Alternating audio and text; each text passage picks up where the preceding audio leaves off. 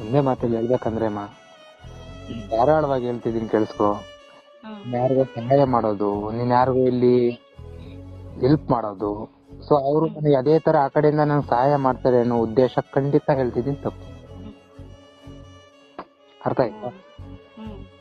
ಇವಾಗ ನೀನ್ ಯಾವಾಗ್ಲೂ ಹೇಳ್ದೆ ನನ್ ತಮ್ಮ ಚೆನ್ನಾಗಿರ್ಲಿ ಅಂತ ನನ್ ಮನೆ ಕಟ್ಸ್ದೆ, ನನ್ನ ಒಂದು ತಾವು ಏನೋ ದುಡ್ಡು ಎತ್ಬಿಟ್ಟು ನನ್ನ ತಮ್ಮನ್ ಚೆನ್ನಾಗಿರ್ಲಿ ಅಂತ ನನ್ನ ತಮ್ಮನ ಮನೆಗೆ ಹಾಕ್ದೆ, ನನ್ನ ತಮ್ಮ ಚೆನ್ನಾಗಿದ್ರೆ ನನ್ನ ಚೆನ್ನಾಗಿ ನೋಡ್ಕೊಂತಾನೆ ಅಂತ ಭಾವನೆಗಳಿಂದ ಒಂದು ನಂಬಿಕೆಯಿಂದ ನನ್ ದುಡ್ಡು ಹಾಕ್ದೆ ಅಂತ ನೀನ್ ಹೇಳ್ದೆ. ಸೊ ಆ ನಂಬಿಕೆ ಇವಾಗ ನಿನ್ನ ಕಾಪಾಡ್ತಿದ್ಯಾ ನಿಜವಾಗ್ಲು? ಅದು ಕಾಪಾಡೋದಾಗಿದ್ರೆ ನಾನು ಇಷ್ಟು ಕಷ್ಟದಾಗಿರ್ತಿದ್ನಲ್ಲ ನಾನು. ಕೆಲವೊಂದೊಂದು ಎಲ್ಲ ವಿಷಯಗಳು ನಿನ್ಗೆ ಜನ ಯಾವ ತರ, ನಾವು ನಂಬಿರೋರು ಯಾವ ತರ, ಮನಸ್ಸಿದವ್ರು ಯಾವ ತರ ಅಂತ ನಿನಗೆ ಗೊತ್ತಾಗ್ತಿದ್ಯಲ್ಲಮ್ಮ.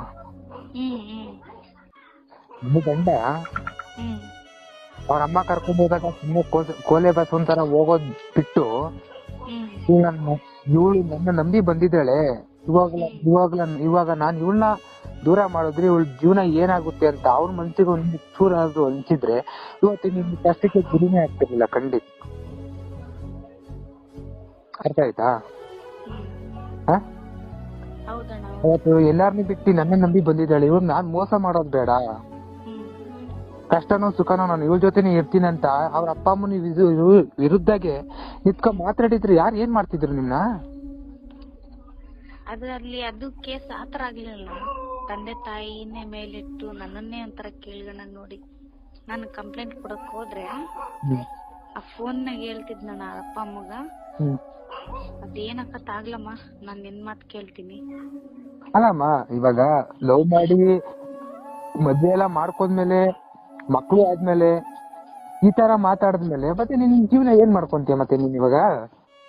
ಅದಕ್ಕೆ ಅಣ್ಣ ಹುಡ್ಕಾಡೋದು ಬೇಡ, ಅಲಿಯೋದು ಬೇಡ. ಎಷ್ಟು ದಿವಸ ಸ್ಟೇಷನ್ ಕಂಪ್ಲೇಂಟ್ ಅಂತ ಓಡಾಡಿದ್ರು ನನ್ ಯಾ ನ್ಯಾಯ ಸಿಗಲ್ಲ ಅಂದೆ.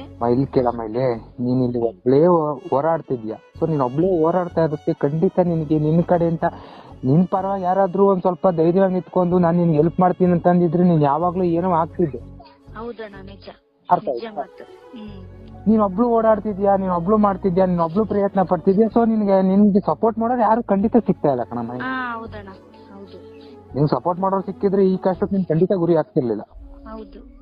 ಯಾರಾದ್ರೂ ನೀನು ಅಂದ್ರೆ ದೊಡ್ಡವರೆಲ್ಲ ನಿಲ್ಸಿ ದೊಡ್ಡವರೆಲ್ಲ ಆಶೀರ್ವಾದ ಮಾಡಿ ನಿನ್ಗೆ ಮದ್ವೆ ಮಾಡಿದಿದ್ರೆ ಇವತ್ತು ನಿನ್ನ ಗಂಡ ನಿನ್ನ ಬಿಟ್ಟು ದೂರ ಹೋಗಿದ್ರು, ಅವತ್ ನೀವೆಲ್ಲ ಮದ್ವೆ ಮಾಡ್ತಿದ್ರಲ್ಲಪ್ಪ, ಇವಾಗ ನನ್ ಗಂಡ ದೂರ ಹೋಗಿದ್ದಾನೆ, ನೀವೇ ಬಂದು ನಮ್ಮ ಒಂದ್ ಮಾಡ್ರಿ ಅಂತ ನೀವು ಅವ್ರನ್ನ ಧಾರಾಳವಾಗಿ ಕೇಳ್ಬೋದಿತ್ತು. ಇವಾಗ ನೀನ್ ಯಾರ ಹತ್ರ ಹೋಗಿ ಕೇಳ್ತೀಯ ಮತ್ತೆ? ತಪ್ಪು ಮಾಡಿದ್ಯಾ ಖಂಡಿತ ತಪ್ಪು ಮಾಡಿದ್ಯಾ. ಒಂದ್ ಮಾತು ಹೇಳ್ತೀನಿ, ನೀನ್ ನೆನ್ಪಿನ ಇಟ್ಕೊಳಮ್ಮ. ಇಷ್ಟ ಇಲ್ದಿರೋ ಮನೆಗೆ, ಇಷ್ಟ ಇಲ್ದಿರೋ ಮನ್ಸಿಗೆ ಯಾವತ್ತೂ ಹೋಗ್ಬಾರ್ದು. ಅರ್ಥ ಆಯ್ತಾ?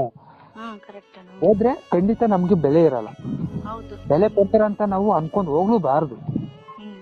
ಅರ್ಥ ಆಯ್ತಾ? ಇವಾಗ ನಿನ್ ಗಂಡ ಇದ್ದ, ನೀನ್ ಒಂದೇ ಮಾತಲ್ಲಿ ಹೇಳ್ಬೇಕಂದ್ರೆ ಅಮ್ಮ, ನೀನು ಇವತ್ತು ಕಷ್ಟಕ್ಕೆ ಗುರಿಯಾಗಿರೋದು ಹೇಗೆ ಅಂದ್ರೆ ನೀನ್ ತಂದೆ ತಾಯಿ ಕೊಟ್ಟಲ್ಲ ಹೊಡ್ತಾ ನೀನ್ ಮಾತ್ರ ಅವ್ರು ಮರ್ತಿಲ್ಲ. ಮಗಳು ಅನ್ನೋ ಪ್ರೀತಿಯಿಂದ ನೀನು ನಿನ್ ಗಂಡ ನಿನ್ನ ಬಿಟ್ಟೋದಾಗ ಅವ್ರು ಸೇರ್ಸ್ಕೊಂಡಿರ್ಬೋದೇನೋ, ಬಟ್ ಆದ್ರೆ ಅವ್ರು ನಿಜವಾದ ಬಣ್ಣದ ಮುಖವಾಡಗಳು ಇವಾಗ ಗೊತ್ತಾಗ್ತಿದ್ಯಲ್ಲ ನಿನ್ಗೆ. ಹೌದಣ್ಣ, ನಿಜ ಅಣ್ಣ, ನಿಜ ಅಣ್ಣ, ನೀನ್ ಹೇಳ್ತಿರೋದೆಲ್ಲ ನಿಜ. ನೀವು ನಮ್ಮ ಅಮ್ಮ ಆಯ್ತು, ನಮ್ಮಮ್ಮ ನನ್ನ ಸಾಕೊಳ್ಳುತ್ತೆ, ನಮ್ಮಮ್ಮ ನನ್ನ ನೋಡ್ಕೊಳ್ಳುತ್ತೆ, ಚೆನ್ನಾಗಿ ನಮ್ಮ ಮಕ್ಕಳನ್ನೆಲ್ಲ ಸಾಕೊಳ್ಳುತ್ತೆ ಅಂತ ನೀನ್ ಉದ್ದೇಶದಿಂದಾನೇ ಹೋಗಿದ್ಯಾ. ಬಟ್ ಆದ್ರೆ ಅವ್ರ ನಿಜದ ರೂಪ ಏನು ಅಂತ ಇವಾಗ ಗೊತ್ತಾಗ್ತಿದ್ಯಲ್ಲ ನನಗೆ. ನನ್ ತಮ್ಮ ಹೇಗೆ ಅಂತ, ನಿನ್ ತಮ್ಮ ಹೇಗೆ ಅಂತ ನಿನ್ ಗೊತ್ತಾಗ್ತಿದ್ಯಲ್ಲ. ನೀನ್ ನಂಬಿಕೆ ಇಟ್ಟು ಬಂದಿದ್ದೇನು ಗೊತ್ತಾ? ನನ್ ತಮ್ಮದಿರಿದ್ದಾರೆ, ನನ್ನ ಅಣ್ಣ ಇದ್ದಾನೆ, ನಮ್ಮ ಅಮ್ಮ ಇದೆ, ನನ್ನ ಚೆನ್ನಾಗಿ ನೋಡ್ಕೊಂತಾರೆ. ನಿಮ್ಮಮ್ಮ ನಿನ್ಗೆ ಟಾರ್ಚರ್ ಕೊಡ್ತಾ ಇದ್ರು ಅಂದ್ಬಿಟ್ಟು ನೀನ್ ಬೇರೆ ಕಡೆ ಹೋಗಿ ನೀನ್ ಲವ್ ಮಾಡಿ ನೀನ್ ಪ್ರೀತಿ ಮಾಡಿ ನೀನ್ ಹೊರಗಡೆ ಓಡೋಡಿ ಮದ್ವೆ ಮಾಡ್ಕೊಂಡು ಇವತ್ತು ಗಂಡ ಬಿಟ್ಬಿಟ್ಟು ಲಾಸ್ಟ್ ಕೆಲ್ಲಿಗೆ ಬಂದೆ, ಬಿಟ್ಬಿಟ್ಟೋಗಿರೋ ಮನೆಗೆ ಬಂದಿರ್ತಂದೆ. ಅರ್ಥ ಆಯ್ತಾ? ಅವತ್ತೊಂದ್ ಸ್ವಲ್ಪ ನಿನ್ಗೆ ಎಚ್ಚರಿಕೆ ಇದ್ದು ತಾಳು. ನಮ್ಮಮ್ಮ ಬೈತಾ ಐತೆ, ಮನೇಲಿ ಇರ್ಬೇಡ ಅಂತ ಅಂದ್ರೆ ನಾನು ಹೊಂಟೋಗ್ಬಿಟ್ರೆ ನನ್ನ ಲೈಫ್ ಏನಾಗುತ್ತೆ ಮುಂದೆ, ಲಾಸ್ಟ್ ನಮ್ಮಮ್ಮ ಮನೆಗೆ ನಾನು ಬರ್ಬೇಕು ಅನ್ನೋ ಯೋಚನೆ ಬೇಡವಾ ನಿನಗೆ? ಯಾರೋ ಬಂದ್ರು, ಪ್ರೀತಿ ಮಾಡಿದ್ರು, ಓಡೋದೆ, ಮದುವೆ ಮಾಡ್ಕೊಂಡೆ, ಎಲ್ಲೂ ಒಂದು ಕಡೆ ನಾನು ನೆಲೆಯಾಗಿ ನಿಂತ್ಕೊಂಡು ನನ್ನ ಜೀವನನ ನಾನು ಮಾಡಬೇಕು, ನನ್ನ ಗಂಡನ ಜೊತೆ ಇತ್ಕೊಂಡು ಒಂದು ಪುಟ್ಟ ಸಂಸಾರದಲ್ಲಿ ನಾವು ಜೀವನ ಮಾಡ್ಕೊ ಹೋಗ್ಬೇಕು ಅಂತ ಬುದ್ಧಿ ನಿನಗೂ ಇರ್ಲಿಲ್ಲ, ನಿನ್ನ ಮದ್ವೆ ಆಗಿರೋ ಗಂಡನಿಗೂ ಇರ್ಲಿಲ್ಲ.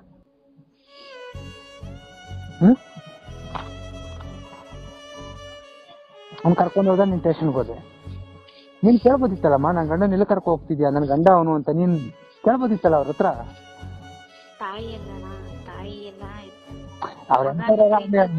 ಇವಾಗ ಒಂದು ಸಂಸಾರನ ತಾಯಿಯ ಬಂದು ಹಾಳು ಮಾಡಿದಾಗ ಖಂಡಿತ ನಾವು ಚಿಕ್ಕವರಾಗಿ ಕೇಳಲೇಬೇಕು. ಅರ್ಥ ಆಯ್ತಾ? ನಿನ್ಗೆಲ್ಲ ಬುದ್ಧಿ ಇದ್ದು, ನಿನ್ ಗಂಡನ ಜೊತೆ ನೀನ್ ಚೆನ್ನಾಗಿದ್ದು, ನಿನ್ ಗಂಡನ್ ಕರ್ಕೊಂಡು ಹೋಯ್ತಾ ಇದ್ರು, ನೀನ್ ಹಂಗಮ್ಮ ಬಿಟ್ಕೊಟ್ಟೆ.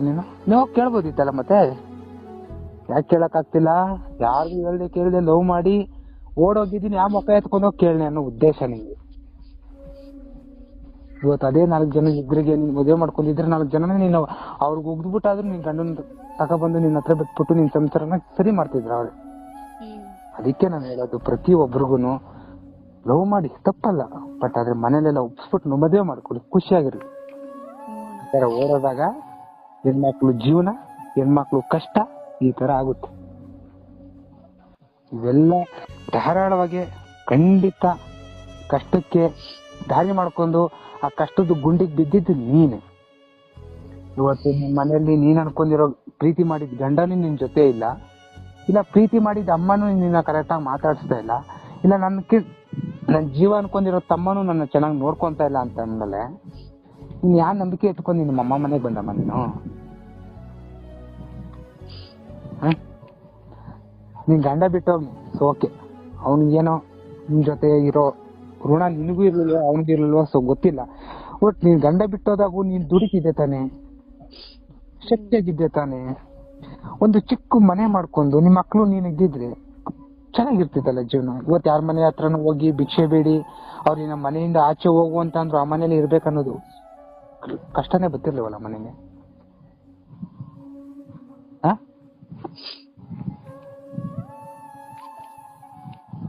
ಏನೇ ಕೆಲಸ ಮಾಡ್ಬೇಕು ಅಂದ್ರು ಯೋಚನೆ ಮಾಡ್ಬೇಕು. ಆಯ್ತಾ?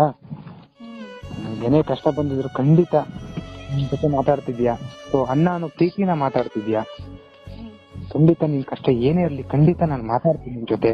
ಸೊ ಆದ್ರೆ ನಾನೊಂದು ಮಾತು ಹೇಳ್ತೀನಿ, ನೆನ್ಪೇ ಇಟ್ಕೋ, ಕಷ್ಟ ಬತ್ತು ಅಂದ್ಬಿಟ್ಟು ಸಾಯೋಕಂತೂ ಹೋಗ್ಬೇಡ. ಆಯ್ತಾ? ನಿನ್ ಕಷ್ಟಕ್ಕೆ ಯಾರು ಇಲ್ಲ ಅಂತ ಅಂದಾಗ ಭಗವಂತ ಇದ್ದಾನೆ, ಸೊ ನಿನ್ನ ಜೊತೆ ಆ ದೇವ್ರಿದ್ದಾನೆ. ಆಯ್ತಾ? ಖಂಡಿತ ಒಳ್ಳೇದಾಗುತ್ತಮ್ಮ. ಇವತ್ತು ನಿನ್ನ ಯಾರು ಬೇಡ ಅಂತ ದೂರ ಇಟ್ಟಿದ್ದಾರೆ, ಅದೇ ನಿನ್ನ ಹತ್ರ ಒಂದ್ ಸ್ವಲ್ಪ ದುಡ್ಡು ಇದ್ದಿದ್ರೆ ಎಲ್ಲರೂ ನಿನ್ ಜೊತೆನೇ ಇರ್ತಿದ್ರು.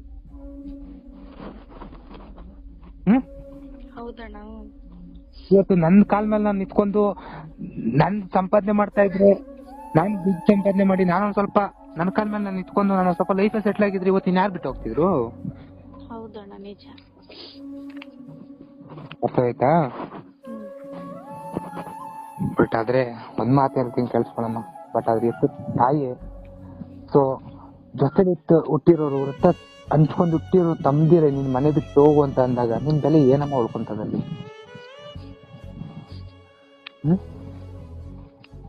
ಅರ್ಥ ಆಯ್ತಾ? ಏನು ತಲೆ ಕೆಡಿಸ್ಕೊಂಬೇಡ, ಖಂಡಿತ ಒಳ್ಳೇದಾಗುತ್ತೆ ನಿಮಗೆ. ಆದ್ರೂ ಒಂದ್ ಮಾತು ಹೇಳ್ತೀನಿ, ಅವ್ರು ಏನೇ ಅಂದ್ರು, ಅವ್ರು ಏನೇ ಬೋದ್ರು, ಅವ್ರು ಏನೇ ನಿನ್ನ ಮನೆ ಬಿಟ್ಟು ಆಚೆ ಹೋಗು ಅಂದ್ರು, ಇದ್ ನೀನು ಕುತ್ಕೊಂಡು ಯೋಚನೆ ಮಾಡು, ನಾನ್ ಮಾಡಿರೋ ತಪ್ಪಪ್ಪ, ಇದು ನಾನೇ ಅನ್ಭವಿಸ್ಬೇಕು. ಯಾರು ಏನೇ ಅಂದ್ರು ನನ್ ಕಿವಿ ಕೇಳಿಸಿಲ್ಲ ಅಂತ ನಾನು ಇರ್ಬೇಕು. ಇವಾಗ ನೀನ್ ಈ ತರ ಮನ್ಸು ಗಟ್ಟಿ ಮಾಡ್ಕೊಬೇಕು. ನಿನಗೂ ಒಳ್ಳೆ ಟೈಮ್ ಬಂದೇ ಬರುತ್ತದೆ, ನಿನಗೂ ಒಳ್ಳೆ ದಿನ ಬಂದೇ ಬರುತ್ತದೆ. ಚೆನ್ನಾಗ ಲವ್ ಮಾಡಿ ಓಡೋದಾಗೆಲ್ಲ ಚೆನ್ನಾಗೇ ಇತ್ತಲ್ಲ, ಖುಷಿಯಾಗೇ ಇತ್ತು. ಕಾಲಚಕ್ರ ಕಣಮ್ಮ ಇದು, ಕೆಳಗಿದ್ದವರು ಮೇಲೆ ಬರಲೇಬೇಕು, ಮೇಲಿದ್ದವರು ಕೆಳಗೆ ಹೋಗ್ಲೇಬೇಕು. ಆದ್ರೆ ನಿನ್ಗೇನೇ ಕಷ್ಟ ಬಂದ್ರು ಖಂಡಿತ ನಮ್ ಪ್ರೋಗ್ರಾಮ್ ಕಡೆಯಿಂದ, ನಮ್ ಕಡೆಯಿಂದ ಏನ್ ಸಹಾಯ ಆಗುತ್ತೆ ಖಂಡಿತ ನಾವು ನಿಮ್ಗೆ ಮಾಡ್ಕೊಡ್ತೀವಿ. ಅರ್ಥ ಆಯ್ತಾ? ಹ್ಮ್ ಆದ್ರೆ ಅಳ್ಬೇಡ, ಯಾವ್ದೇ ವಿಷಯ ಆದ್ರೂ ಮನ್ಸು ಗಟ್ಟಿ ಮಾಡ್ಕೊ. ಎಂತೆಂಥದ್ದೋ ನಿನಗೆ ನಿನ್ನ ಎದುರಿಗೇನೆ ಮನ್ಸಿಗೆ ನೋವಾಗುವಂತೆ ಮಾತಾಡ್ದಾಗೆ ನಿನ್ ಮನ್ಸು ಗಟ್ಟಿ ಮಾಡ್ಕೊಂಡ್ಬಿಟ್ಟಿದ್ಯಾ. ಸೊ ಈ ವಿಷಯಕ್ಕೆಲ್ಲ ನೀನ್ ಅಳ್ಳೇಬಾರ್ದು, ಅಳೋಕ್ ಕೂಡ್ದು. ಕೇಳಿಸ್ತಿದ್ಯಾ ನನ್ನ ವಯಸ್ಸು? ಹ್ಮ್ ಆಯ್ತಾ?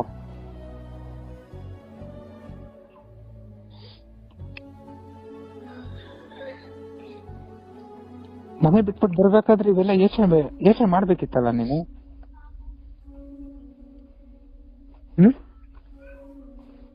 ಅವಾಗ ಮನೆಯಿಂದ ಟಾರ್ಚರಿಗೆ ಆತರ ಮನೆಯಿಂದ ಟಾರ್ಚರ್ಗೆ ಅನ್ಬಿಟ್ಟು ನಿನ್ ಲೈಫ್ ನ ನೀನೇ ಹಾಳು ಮಾಡ್ಕೋ. ಸರಿನಾ ಇದು? ಮನೆ ಟಾರ್ಚರ್ಗೆ ಇವತ್ತು ಮನೆ ಟಾರ್ಚರ್ಗೋಸ್ಕರ ಒಂದಿನ ಎರಡು ದಿನ ಟಾರ್ಚರ್ಗೋಸ್ಕರ ಇವತ್ತು 2-3 ವರ್ಷ ನಿನ್ ಜೀವನನೇ ಹಾಳು ಮಾಡ್ಕೊಂಡ್ಬಿಟ್ಟಲ್ಲಮ್ಮ ಮತ್ತೆ ನೀನು.